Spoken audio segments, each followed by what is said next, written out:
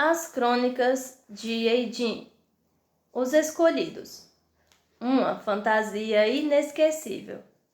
Alistair McGrady. Capítulo 15. Era a hora de testar o canhão. Pedro tinha acordado cedo, querendo planejar o dia que teria pela frente e calcular exatamente como iria lançar os lordes de Eidin no caos. Quando o escravo entrou segurando uma bandeja com café da manhã minguado, ele ainda não tinha certeza se o seu plano daria certo. Muita coisa ainda dependia de sorte. Pensativo, ele mastigou o pedaço de pão amanhecido que compunha seu café da manhã enquanto recapitulava suas opções. Elas não pareciam mais claras e não havia mais mensagens escondidas no pão. Ele simplesmente teria que esperar pelo melhor. Quando estiver na dúvida, improvise, pensou. Esse era o slogan de sua professora de teatro na escola. Isso tinha causado algumas versões muito criativas de Hamlet, de Shakespeare. 2 guardas chegaram para escoltá-lo até onde seria feito o teste, que havia sido preparado do lado de fora dos muros principais. Ninguém queria mais arriscar outra explosão dentro da área do castelo. De qualquer maneira, os lordes de Eidin queriam manter segredo da nova arma que esperavam adicionar ao seu arsenal. O canhão seria detonado bem longe de lugares onde as pessoas pudessem vê-lo. Pedro olhou à sua volta, sentindo o calor do sol em seu pescoço. Notou que alguns guardas se juntavam numa plataforma elevada de pedra, do lado de fora de um dos portões principais. Estavam reunidos em volta do canhão de argila, que haviam montado num cavalete. À frente deles estava a grande floresta, avançando para longe. O canhão apontava em direção à mata. Ao menos que a bala de canhão percorresse uma grande distância, eles poderiam ver onde ela tocaria o chão à frente deles. Os guardas estavam chutando 2 escravos que tinham sido instruídos a firmar o canhão na plataforma de pedra. Um saco aberto de lona com pólvora foi colocado ao lado de 2 balas de canhão. Alguns cavalos andavam vagarosamente ali por perto, arrancando a grama alta que crescia ao lado das pedras. Garanhões do chacal, do leopardo e do lobo, em um quarto para o comandante da guarda. O comandante marchou em direção a Pedro.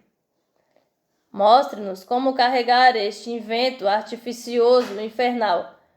E sem truques, está claro? Sim, está claro, murmurou Pedro ao derramar a pólvora dentro do cilindro e cuidadosamente abaixar uma bala de canhão. Ele verificou se o orifício estava cheio de pólvora, colocou um chumaço em cima e afastou da arma. Está pronto. E estava pronto mesmo. Assim que o fogo atingisse a pólvora, tudo explodiria em seu rosto. Ele respirou fundo. Comandante, os cavalos vão disparar quando ouvirem o barulho da explosão. Eles podem se ferir. O senhor poderia pedir para alguém levá-los um pouco mais para trás e segurá-los? O comandante resmungou seu assentimento e gritou para os escravos. Ei, vocês aí! Levem os cavalos dos lordes para perto do muro e não ousem largá-los. Eles são muito mais valiosos que vocês. Ele então virou-se de novo para Pedro. Agora diga-nos o que fazer. Pedro olhou para a plataforma de pedra. O canhão estava no centro, a alguns metros dos cavalos que estavam contra o muro. Vários guardas, além do comandante, corriam de um lado para o outro, todos fascinados pela nova peça de tecnologia, tendo ao lado um saco de lona aberto cheio de pólvora.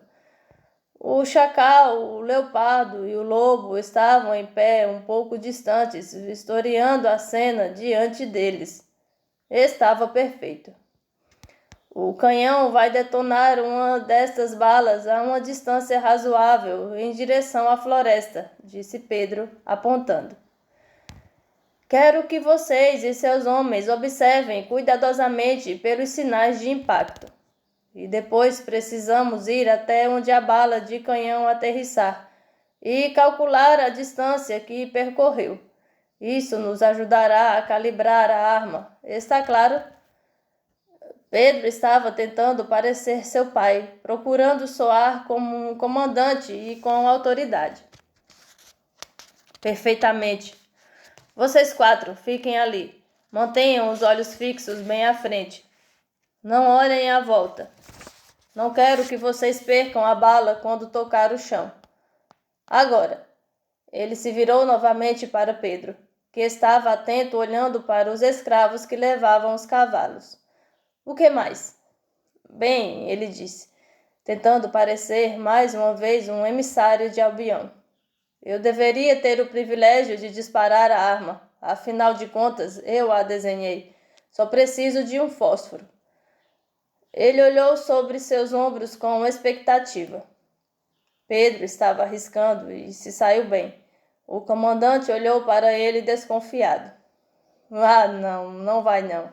De jeito nenhum vou deixar um menino como você detonar esta coisa. Agora, me mostre o que fazer e sem truques. Pedro, fazendo de conta que estava desapontado, acenou com a cabeça e deu um passo atrás para permitir que o comandante pudesse ver mais claramente. Você acende o fósforo e o segura contra esta estopa aqui. O pó pegará fogo, e isto se espalhará pelo corpo do cilindro.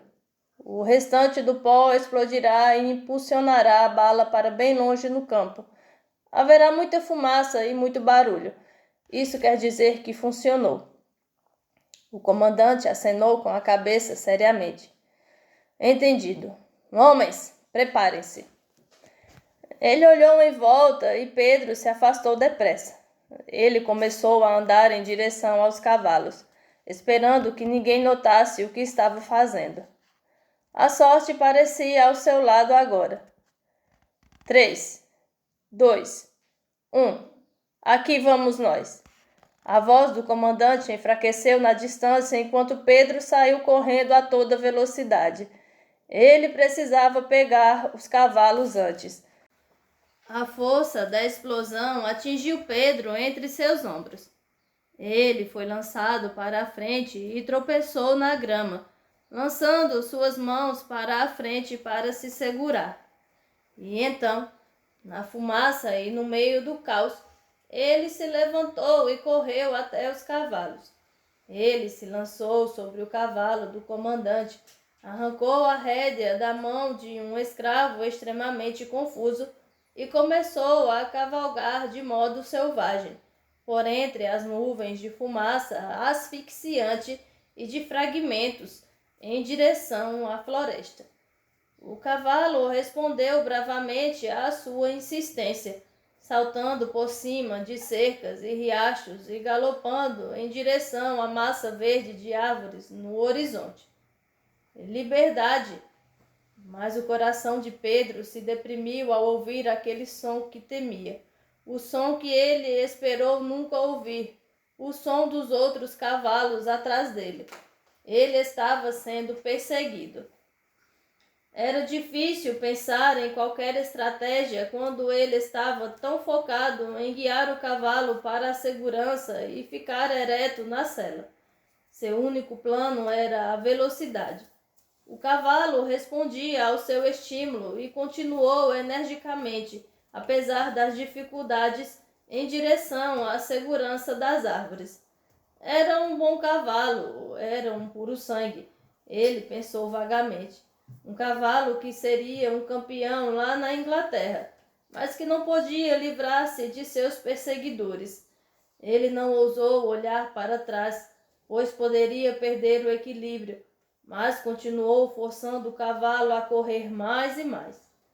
Minutos pareciam horas enquanto o cavalo galopava em direção às árvores, com suas narinas tufadas. Ele estava quase chegando. Talvez pudesse perder seus perseguidores nas árvores. Pedro podia ver que havia uma abertura à frente, quem sabe levando a uma trilha. As árvores correram ao encontro dele e se abriram para permitir que ele entrasse no santuário delas. Ele guiou o cavalo na direção certa, tendo esperança que ele não se assustasse com a massa de árvores.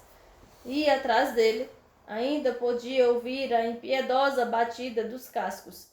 Ele não tinha conseguido livrar-se de seus perseguidores. Pedro refreou o cavalo, levando-o para fora da trilha e para dentro das árvores. Ele acariciou o animal, falou baixinho com ele e apeou. 2 vultos passaram por ele devagar, claramente em sua busca. Pedro observou enquanto um apontou e murmurou para o outro. Ambos desceram do cavalo e se aproximaram a pé. Seu coração batia mais forte do que jamais havia batido, até mesmo durante a explosão. Pedro apressadamente buscou à sua volta por qualquer coisa que pudesse servir de arma. Não havia espadas presas à sela do cavalo, nem boas pedras nos arredores. Pedro olhou para cima, ciente que tudo havia ficado muito quieto. E então, para o seu espanto, ele viu 2 escravos diante dele. Lorde Pedro, disse o primeiro, com cabeça baixa, nós poderemos mantê-lo a salvo da perseguição. Eu, o quê? Pedro manteve a mão na sela do cavalo, pronto para fugir a qualquer momento. Precisamos ir mais para dentro da floresta, disse o segundo escravo. Eles certamente vão mandar destacamentos de busca. Precisamos permanecer entre as árvores. Trilhas podem ser seguidas. Eu sou Filipe, disse o primeiro escravo, percebendo a hesitação de Pedro. Este é André. Nós só precisamos continuar mais um pouco, pois os guardas têm medo da floresta, mas precisamos ir logo. Venha, vamos, disse André, e Pedro acenou com a cabeça assentindo. Pois que escolha ele teria agora? Os 3 montaram e entraram na floresta. Pedro notou que os escravos o estavam guiando. Eles pareciam saber onde ir. Dentro do castelo, os lordes de Edim faziam uma conferência secreta, tentando entender os relatórios que chegavam até eles e a curiosa evidência por eles vista. O canhão havia explodido, incendiando a sacola de pólvora que estava ali perto. Fragmentos de argila e a força da explosão tinham ferido seriamente 5 soldados, queimando um de tal forma que não podia ser reconhecido. E o inútil comandante dos guardas foi morto instantaneamente. Foi um dia horrível, de fato, pensou o lobo. Ele olhou com severidade para o homem que tremia diante dele. Um dia mais horrível que a maioria para ele, pensou. Sua culpa, novamente, Anaximander, disse ele sem emoção. Você fracassou como sempre. Falhou completa e miseravelmente. E agora, antes que você morra, me responda uma coisa. Onde está o traidor Pedro e quando terei o prazer de enforcá-lo? Anaximander encolheu-se de medo diante dos lordes. Ele sabia que eles não ficariam satisfeitos com o que tinha a dizer, mas sua sorte seria pior se ele escondesse. Não há sinal do honrado estranho, nem há sinal dos 2 escravos que estavam ajudando no teste. O leopardo saltou de seu trono rangendo os dentes. Você está me dizendo que eles fugiram, os três? Anaximander queria que a terra se abrisse e o engolisse. Como isso não aconteceu, ele acenou com a cabeça e continuou. E estão faltando 3 cavalos também. Parece que os desertores sequestraram os animais e foram para a floresta. Para isto não houve resposta. Os lordes ficaram em silêncio. E então Anaximander viu que as juntas do lobo estavam brancas ao agarrar os braços de seu trono. Ele se levantou para chamar os guardas, e Lord Chamberlain foi arrastado para fora do salão, gritando. Sem perder tempo, o chacal virou-se para os outros. E o que aconteceu com o canhão? Devemos concluir que ele funcionou de forma errada acidentalmente ou que o traidor deliberadamente o desenhou para que explodisse. Nós mesmos vimos, o Leopardo o lembrou. O comandante detonou o canhão, não o estranho. Eu sugiro, e aqui ele começou a parecer muito orgulhoso de fato, que façamos mais destes canhões e que vejamos se conseguimos que eles funcionem adequadamente. Não temos nada a perder fazendo isso. O lobo acenou com a cabeça. Muito bem.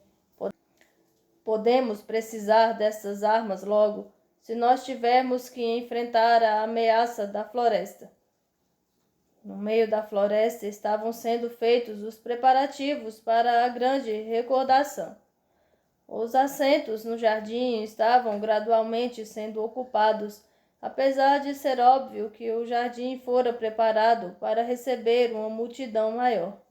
Muitos estavam ausentes, mas os poucos fiéis se reuniram. Lucas e seu bando de homens, vestidos do verde característico, Alice e Helena e aqueles que não haviam sido recrutados como escravos dos lordes dentro do castelo. Havia entusiasmo no ar e rumores agitavam a multidão. Este ano seria diferente. Júlia foi levada a um lugar atrás do trono de pedra, onde esperou enquanto as outras pessoas encontravam seus lugares. Ela estava com uma túnica de um branco brilhante. Alice tinha ajudado Júlia a se vestir, penteado seu cabelo até que ele brilhasse como ouro sob o sol do fim da tarde, e agora ela esperava para ser chamada à frente. Quando o sol finalmente não podia mais ser visto, o silêncio sobreveio na assembleia. Uma grande águia voou das alturas de uma das árvores ao redor, com suas majestosas asas batendo no ar enquanto descia. Ela aterrissou no chão em frente ao grande trono vazio no centro do jardim.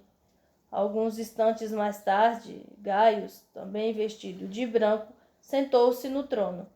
Ele olhou para a multidão e falou: Amigos, eu sou o guardião das nossas memórias. Vocês todos sabem que esta noite é uma noite especial. Não é igual a nenhuma outra noite do ano, porque esta é a noite da grande recordação, quando nos lembramos como saímos da amaldiçoada terra de Quêmia para esta bela terra de Edim.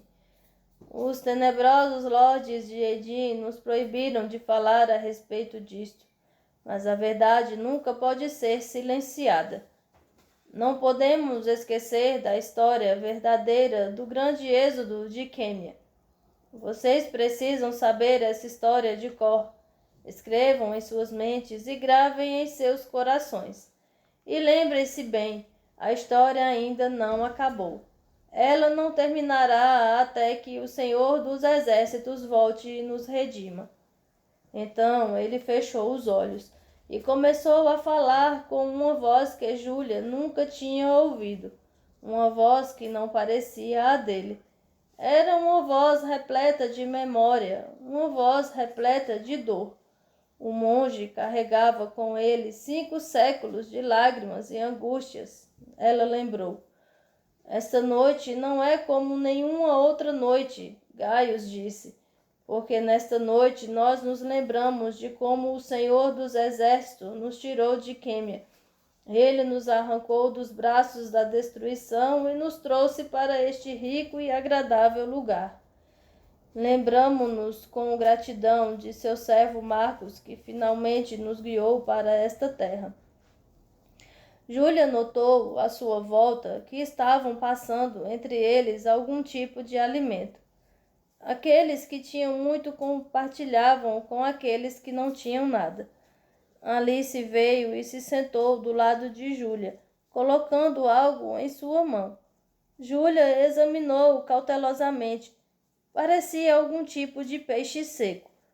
Nesta noite, nós comemos peixe salgado, porque comemos peixe salgado nesta noite do ano e em nenhuma outra. Para lembrarmos que o Senhor dos Exércitos nos trouxe para cá pelo grande mar salgado, para esta terra boa e fértil.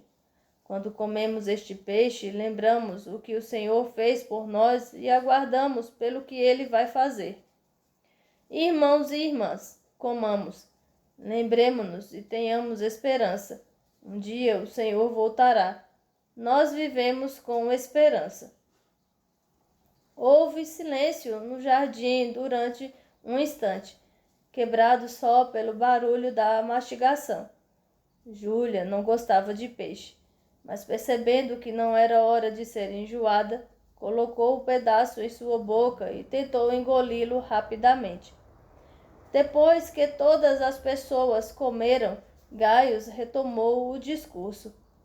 Amigos, não podemos jamais esquecer quem realmente somos.